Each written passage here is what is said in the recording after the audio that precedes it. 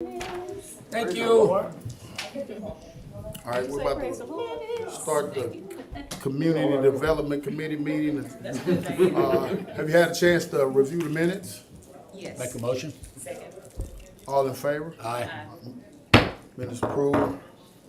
First up on the agenda, resolution authorizing the Office of Community and Neighborhood Services to make substantial budget and program amendments. LaPerry. Yes, sir. This is, again, as you said, it's authorizing my office to make budget and program changes to our 2017, 2018, and 2022 annual action plan.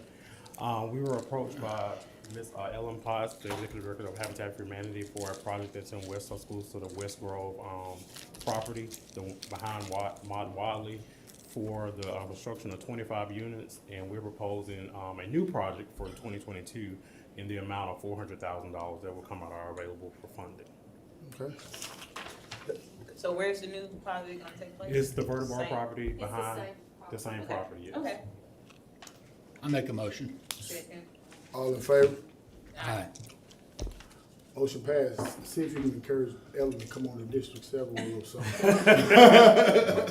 The next one is, again, the next item is another authorization to make budget and program changes. This is actually to our lead program. We were granted an extension until June 30th, 2024 due to the COVID pandemic. So now we're just working on that, and it's no budget changes, it's just line item changes. Okay. For the 365-day extension. Can you, for the public's sake, talk about briefly, right quick, Yeah. what that abatement program is and who it's for? The How they can abatement get in touch? yeah, the abatement program is for children that, families that have children that are 6 years or less, and they think that it's actually lead in the home. You can contact my department and ask for Mr. Chip Cates, and he'll be more than happy to either mail you an application or walk you through the application. Right. And it's a You do home good built work. prior to 1978 as well. Oh, yeah, they definitely on top of Yeah. it. Can I hear a motion? Motion. Second. All in favor? Aye. All right, motion passed. Perry, you rolling, I'm not yes, gonna sir. stop you. Yeah. This one is what we do every year. Our program year actually starts April 1.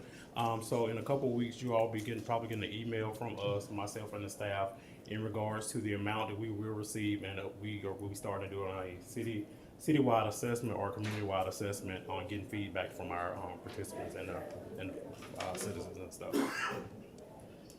And so our program year begins April 1 and ends on March 31st of the next year. Okay, so we're just up for discussion, so Yes, we'll- sir. we'll get more information going forward. All right, appreciate you. Any questions for LaPerry? All right, thanks, LaPerry. Agenda item number 4, Ms. Heather Hill, authorization of amendment for the city's agreement with Essex Sand, Inc., doing business Turning Point. This would allow us to amend that contract of $43,000. They're just wanting to redistribute funds in between line items. And they're moving between rapid rehousing and homeless prevention. It's based on need and at their request. Okay. Any questions? Okay, a motion. Motion. Second. All in favor? Aye. All right, motion passed. All right. Heather, you up? Okay. This would be to amend our agreement with the Salvation Army under 2021 ESG. They are wanting to redistribute funds in their contract of $113,750. Based on their need, they are looking to move money between rapid rehousing and homeless prevention as well. Make a motion. Can I ask a question? Sure. So the Salvation Army is asking for permission to reallocate money that's already been directed to them from what to what? They are moving it from rapid rehousing to homeless prevention. So depending on how the client is categorized, if they're categorized as homeless, then they fall under rapid rehousing. But if they're in their housing and facing eviction or in a situation where they need to be rehoused and it falls under homeless prevention, then they have to put them under that line item. And so sometimes they need to move money to cover those expenses. Okay. Okay, so this is my education here. So if I'm sleeping in the park, I'm homeless, and I am eligible for rapid rehousing, right? You're considered category 1. If I can't pay my rent in my apartment And you're facing losing your house. and I'm facing being kicked out, Mm-hmm. then I qualify for Homeless prevention. homeless prevention. Mm-hmm. Thank you. You're welcome. But you can get a shower at Shelby Park. I know. And I saw a guy cutting his hair in the bathroom the other day. Oh. All in favor? Aye. Motion passed. All right. Agenda item number 6. Home ARP allocation plan presentation. So this is just a presentation, Heather? And, Okay. knowing that we, let me see. Okay, you'll be fine.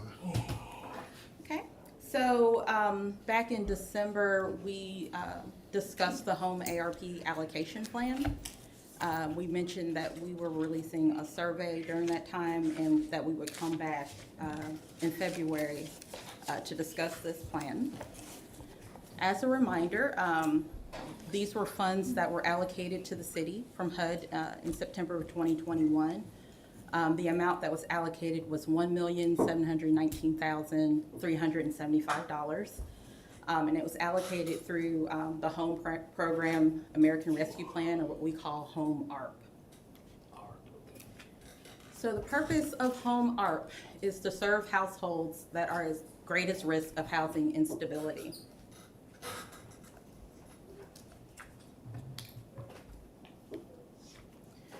So, in HUD's release of Home ARP, they identified qualifying populations to receive these funds. Those qualifying populations included sheltered and unsheltered homeless populations, our housing populations that are at risk of homelessness, those fleeing or attempting to flee domestic violence or human trafficking, as well as other populations where providing supportive services or assistance would prevent homelessness or housing instability. Heather, you know, this is some good work, because in certain communities, there are persons who are homeless, but they're living with their cousins, and they put people up to they put their children to their aunties and uncles. How do we kind of push what you're doing so that those people who have those needs will be able to get the resources and the services that they need?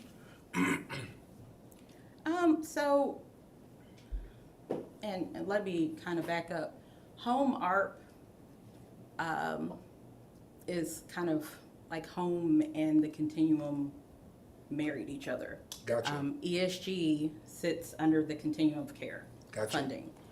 So a lot of what you're seeing right now that I'm mentioning is coming straight out of the continuum of care regulations. Gotcha. That this was a tool that HUD used to put additional funding into communities to address homeless population.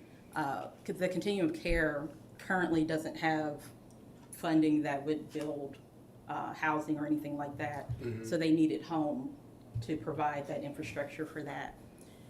But they can call any of the agencies. So kind of like what I was telling Counselor Busby, you have to be at risk.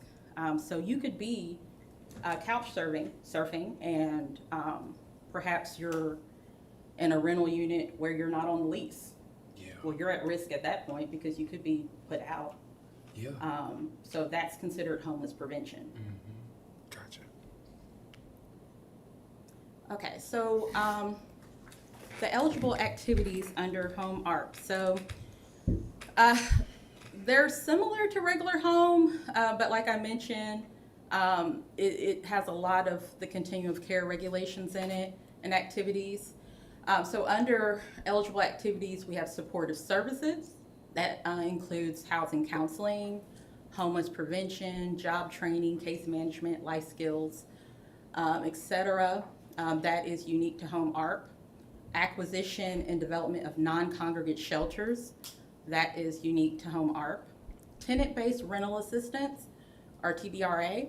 That is something that's found in regular home as well, but is a part of Home ARP. production or preservation of affordable rental housing. That is normally found in regular home, but it's also in home ARP as well. Nonprofit operating capacity building. This is an expansion under home ARP. We normally see this in regular home as our CHODO operating expense, but this expands it to all nonprofits. Shodo? Community Housing Development Organization. So that's what Habitat is identified as under our home program. And then it also allows for administration and planning for home ARP. So our allocation plan process. HUD released requirements on how we approach developing this plan, down to the template of how they want the information presented. First, we were to start with consultations, and they identified the consultations that they wanted us to make. We consulted our Continuum of Care, which is the West Alabama Coalition for the Homeless, or WATCH, agencies serving qualified populations, and the public housing agency serving our area, which is Tuscaloosa Housing Authority. We also were required to do look at data to evaluate kind of our needs and our gaps. In reviewing data, we looked at HUD data, we looked at our most recent point-in-time count, our most recent housing inventory count, the census, and our homeless management information systems. We also have to complete a public participation process. For this particular plan, our public comment period will be 15 days. And then we will also have a public hearing for our citizens to comment on the plan.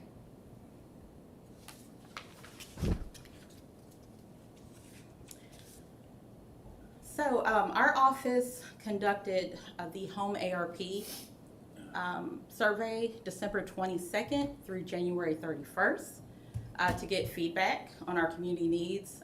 We had a response of 110 for that.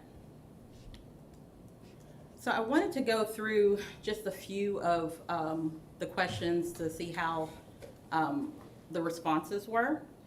So in that first question, we're looking at pressing needs to address homelessness and those priorities. The first one being supportive services.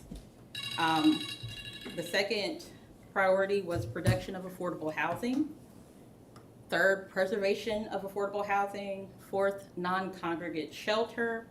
And fifth, tenant-based rental assistance. That next question, we're looking at the population with the highest need. The survey ranked veterans as number one, then families, single adults, victims of domestic violence, and unaccompanied youth. Looking at our next question, unmet needs amongst homeless and housing instability. The first priority need was supportive services. Second, affordable housing production. Third, preservation of affordable housing. Fourth, development of non-congregate shelter, rental assistance. The next question looks at unmet needs as it relates to affordable housing production. One being permanent supportive housing, creation of new affordable units, and assistance to landlords. Assistance to landlords? Assistance of the landlord, from the Assistance to landlord. landlords, so that's providing probably incentives or something like that for landlords to work with the clients that fall in the very low to low income category. The next question looks at unmet needs for supportive services. Ranked number one was homeless prevention services. Next, life skills training, job readiness, housing counseling, case management. Unmet needs and development of non-congregate shelter. Acquiring existing building, converting existing shelter, scattered sites, and utilizing hotel motel rooms to meet the non-congregate shelter need. This slide looks at who responded, if they answered that question. The majority of our responses came from surveys that identified as citizens. And then on down, just various providers.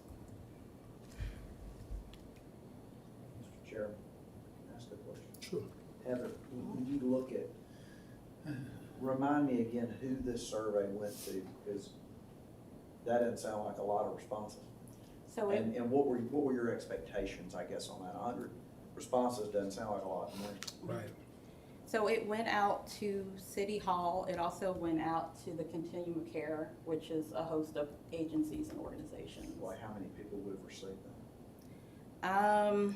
On the Continuum Care side, probably 30, 40. Did it go to the Veterans Hospital or Veterans Organization? So these are all members of. So in total, how many people would have gotten this opportunity, would you say?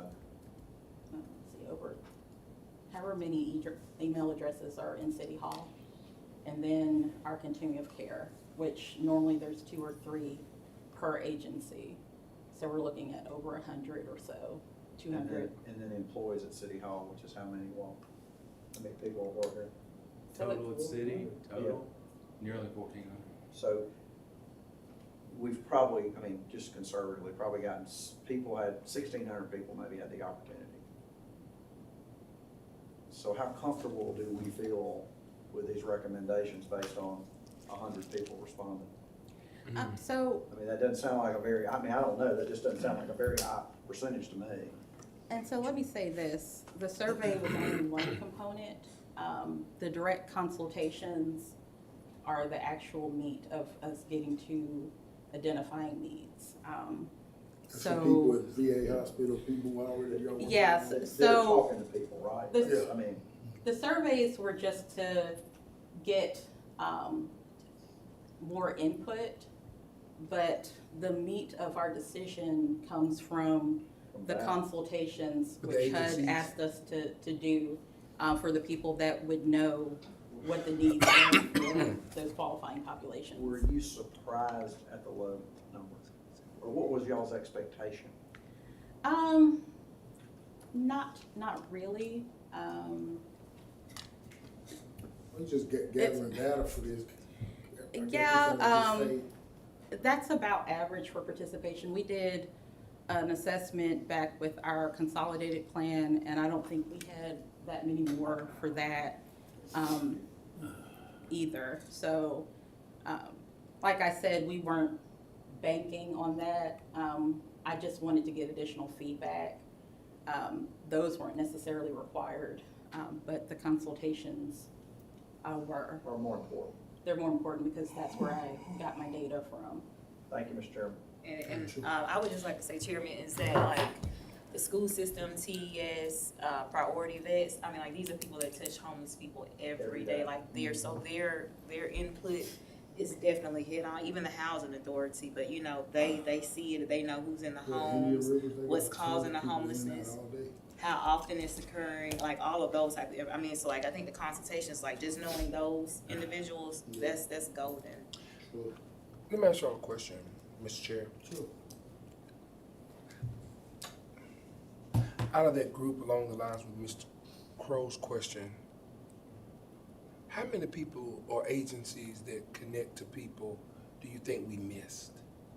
Or who did not, who's doing good work, either the agency or the person with the need? What would you think their percentile would be? Just hypothetically speaking. That we miss, Yeah, that deals with the qualifying population. right. Naturally, there's a lot of agencies that kind of duplicate Right. services. Right. So I can't account for that number. But these What are I definitely can needed account aids. for is Yeah. that we reached out to an agency that would identify each one of those. Now, because I think you populations. did great work. No, I think this is great work, of course. Yeah, so I can't really identify how many didn't respond. Gotcha. But our goal was to get representation so that everybody would have a seat at the table when we're making these decisions about what the needs are. Gotcha. Gotcha. So we had over 20 agencies that responded back that we did direct consultations with. So this is what the feedback looked like from our direct consultations. Pretty much everyone, not pretty much, everyone said availability of affordable housing units. It is a barrier for them to find those units for their clients. Transportation access, their clients being able to get around, to have access to housing and employment, that was critical. A 24-hour emergency shelter. So our current shelter is not a 24-hour shelter. It closes at 7 in the morning for the clients to go out, but they can come back around 3. Is that The Salvation Army. Where the shelter is? I 7 in the morning, they usher them out. 3, they open up and they can come back. That's correct. Now they do assist them throughout the day if they need to get to different appointments or connect them with services. So that is occurring. But as far as the dormitories, it shuts down. Access to public housing and Section 8 vouchers. So our housing authority has a waiting list. The Section 8 vouchers are over 2,000 on that waiting list. Matter of fact, that waiting list is closed. I think they opened it up maybe a year or two ago, maybe for a month or a week or two. But it pretty much stays closed because it's just growing and they don't want it to keep growing like that. Public housing also has a waiting list. Right now they only have one of their locations open to take waiting lists, and it's at 200 to 300 for that. Fair housing training for landlords and tenants. This was mainly as a preventative measure because people lose their housing over discrimination. They'll get evicted for that. And so providing that training could mitigate those type of things from happening. Alleviate barriers to obtaining, maintaining affordable housing. So a lot of feedback looked at the fact that we have fixed income amongst our clients or they're underemployed, credit and financial management issues, criminal background that prohibits them from getting into units, prior evictions, rental and utility assistance, and security deposits. One thing with the security deposits, the housing authority talked about even giving the vouchers, clients not being able to come up with a security deposit even with the voucher. Landlord engagement, this would be with our service providers, engaging our landlords to participate in our programs that we have with vouchers and other assistance so that they're informed about those programs and what all they provide so they're more comfortable with renting to our clients. Additional staff to support qualifying populations. Being able to meet that need. Takes more people. Yo, this is a lot. Yes. The housing authority at their board meeting the other day was talking about the load that they have on their case managers now doing vouchers. Yeah. It's quite a big load. And then staff turnover as well.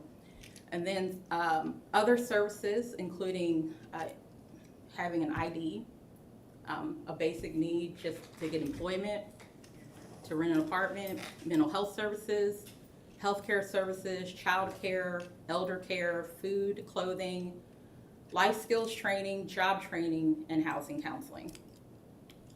Mr. Chairman, can I ask, Heather, could you go back to that fourth bullet point there, the access to public housing, Section 8 vouchers? Do we know, we being us collectively, or y'all's office, do we know how many units of public housing there are and how many Section 8 vouchers in circulation? We do. So there's about 1,400, Section 8 vouchers. That's all, 1,400? Mhm. I would have guessed thousands. Yes. So- So, So, Section 8 vouchers, Mhm. about 1,400. Public housing units or beds, well, is I it- don't have that off the top of my head. Is, I do is it have. 1,000 or 10,000? It's not 10,000. Not 10? But I do have that in my office. Okay. Have I those would numbers. question what that number is. The Housing Authority also has permanent supportive housing vouchers, so that adds to that number. And then they also operate the VASH vouchers for the VA. Okay, and so I think that's there's like- different flavors of Section 8 type Mhm. pieces of paper that'll get your rent taken care of. Mhm. And then we also do a tenant-based rental assistance through our home program that we allocate to the Housing Authority to put additional vouchers out there. Would you hazard a guess at how many people in the city of Tuscaloosa are receiving housing, what's the right word, is it subsidy or? I also cannot give you that off the top of my head because you have some tax credit properties that have subsidy in them that are getting assistance. You have rental assistance programs out there. You have with the housing. And I don't wanna sidetrack it now, Yes, but, sir, cause we run into the council meeting, we got, Yeah. it's 5:43 yeah, right now. so- I'll come back for the more detailed answer. Okay. Okay, so based on the data and our consultation, we looked at our needs and our gaps. So based on our housing inventory count, the point in time count or the PIT and HMIS data, it appears that as of right now, we have adequate shelter beds. The PIT count, the Salvation Army was at 39% utilization. Turning Point was at 58% utilization. So this is the PIT count from January. We just did a PIT count on the 26th through the 27th of January of this year. So that's still being tallied. So this is a year old, but that data is not ready yet. And then throughout the year, because that is just a 1 day out of the year count, we assessed what the utilization was the rest of the year, and it averages around 70–75%. One thing that we did look at, though, with the data was our unsheltered homeless. So during the PIT count, we only counted 1 unsheltered homeless. But during the 2022 year, we provided services to 74 unsheltered homeless. So that, leads us to believe that we need more support in that area for services, to connect them to shelter as well as housing and other needs. The data from HUD, they have the Comprehensive Housing Affordability Strategy. We call CHAS, the most recent data, 2015 to 2019. We have a gap in housing units for very low and low income individuals and families of 5,375 units, rental units. Then also looking at our long wait list for public housing in Section 8. And then also understanding from that same data from CHAS that over 75% of our very low income and low income renters are housing cost burden, meaning they're paying over 30% of their income towards their rent and utilities. So taking all those things into consideration, it's determined that we have an issue with affordable housing and units. Can So you this send us- looks, Can you send us this information, email? I don't know who I want it. and a good deal of this will be in the allocation draft that will become available on Thursday during the citizen comment period. So Okay. you'll see all these numbers throughout that plan, more detailed data. Proposed allocation plan activities, based on everything that I've said thus far, Our office is proposing supportive services at $461,468.75. So that's your homeless prevention, housing counseling, life skills training, all those things, IDs would fall under that area. Okay. Affordable rental housing development at $1 million, in the hopes to get about 8 units out of that if we're subsidizing. units. If we're subsidizing at $125,000 per unit. Okay. And then administration and planning, $257,906.25 for our total allocation. It is consistent with our consolidated plan, Okay. as you can see right there. So what comes next? We'll have our citizen comment period, February 23rd through March 10th. Citizens can comment by mail, phone, email, online, or in person at our public hearing. Our public hearing will be March 2nd at City Hall in the council chambers at 10 a.m. and 5 p.m. In hopes to help with people's schedules so that hopefully they can make one of those times. We'll come back to CD for requests to adopt the allocation plan on March 21st, and then submit to HUD on or before March 31st. And so this plan just tells us how we're looking to expend the funds. We'll use our normal process of when we get funding and soliciting applications. So we'll do a notice of funding opportunity once HUD approves our allocation plan. Okay. Thank you, Helen. I know we're pushing for time because we're like 10 minutes outside of council. I know we got one more item on the agenda. Do we have, this is something you need us to vote on, right? Yes, so Okay. this coincides with the presentation. Right. This is just for us to advertise the substantial amendment to the 2021 action plan for the home ARP allocation I made a plan. motion. Second. All in favor? Aye. All right, motion passed. Thanks, Heather. Great presentation. I love having it. I make a motion to adjourn. Second. All in favor? Aye.